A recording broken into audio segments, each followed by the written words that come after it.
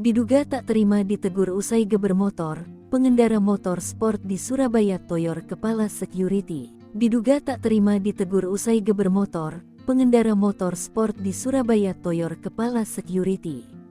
Pelaku tampak menarik kepala security itu.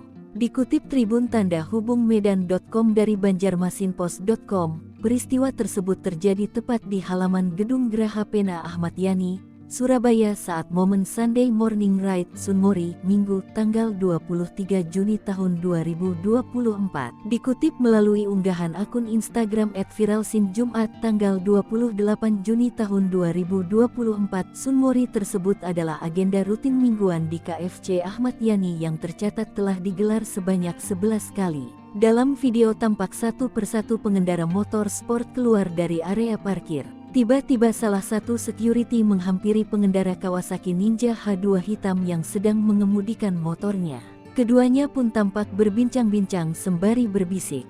Namun pengemudi motor itu terlihat marah dengan tindak security. Diduga tak terima lantaran ditegur, pengemudi motor sport itu tampak melakukan aksi arogan dengan memukul bagian belakang kepala security dan menariknya ke depan menggunakan tangan kanannya. Security itu pun terlihat tak memberikan perlawanan dengan hanya terus memberikan penjelasan sembari mengarahkan pengendara motor sport itu.